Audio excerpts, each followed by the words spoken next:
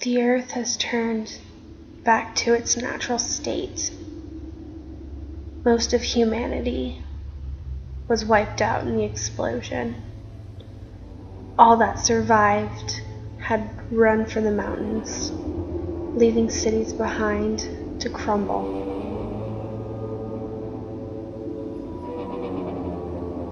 We learned once again how to live off the earth, how to thank our prey for our food, and we bless our meals, for we don't know when we'll have our next one. We scavenge sometimes and find things of the old world, things that are just a memory, things that we only hear about in stories. What it was like to live back then, before the explosion, before we had to fight for our food instead of going to the store and purchasing it, to not know when our next meal will be, to wonder when our villages will be attacked again. Most of us are the old world. Most of us weren't born in the old world. We know nothing of that world, only what we hear in stories.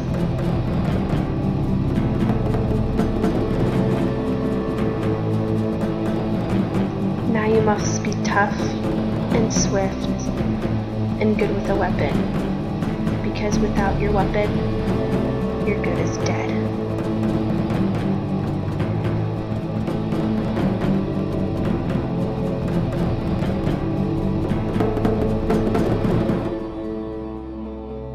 Alright, let's get this tutorial started. So, to create this post-apocalyptic mountain woman, you're going to first want to start by priming. I went with something a little bit darker because I wanted to have the illusion of really tan skin that I don't have.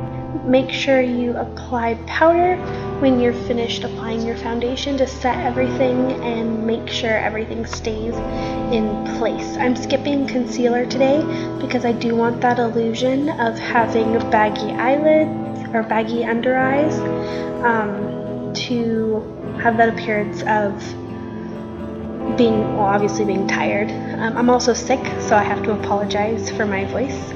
Next, I'm contouring, and I'm doing a heavy contour just to slim down my face and make it look like I haven't eaten for a while. I do want to look very tan as well, so I will be applying a corally of having really sun-kissed skin, the point of being maybe out in the sun too long and not having the proper shelter. When I filled in my brows, I did them because obviously we're not going to have the best grooming products, so my brow will probably end up being a little bit thicker, and because you're not going to have perfect brows. And then I use brow gel in the front. Now I'm using a brown liquid eyeliner to make freckles, to show having, like I said, being out in the sun too long. So I wanted to apply some freckles.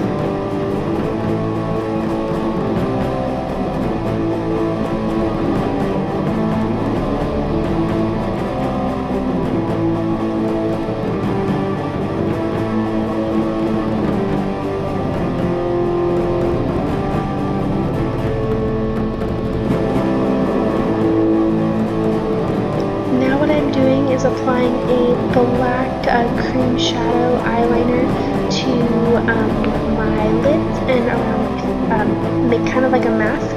Then I'm taking a gray and a black color and just smudging that to kind of create like a bandit mask. That's what I thought of when I was making this, is like a bandit mask. Then I am lining my upper and lower water lines just to create some more intensity, and yeah. And then I'm going to be blending that out so I don't have such harsh lines.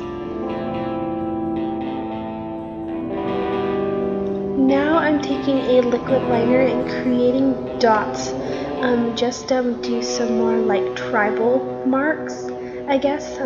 Wanted to do something different, so I'm adding these dots in kind of like a triangle.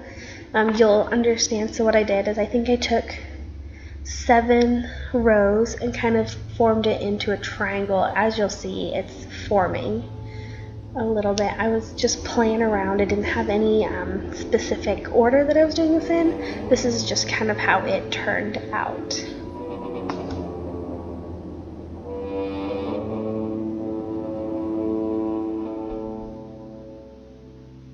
Then I'm doing this, like I said, the same thing for my forehead, because I want to add something different, something I haven't really seen before, and I haven't seen anything quite like this. So yeah, you can do however you want to. This is a super easy tutorial that you can just kind of do whatever you want with.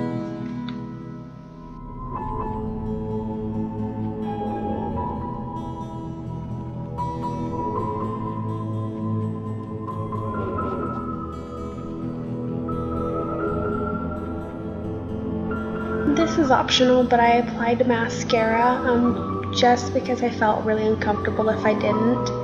And then I'm adding more dots above on my cupid's bow, and then near my lower lip, and I kind of do like a starburst. That's how I kind of thought that it was, kind of like not like the food starburst, but like a starburst.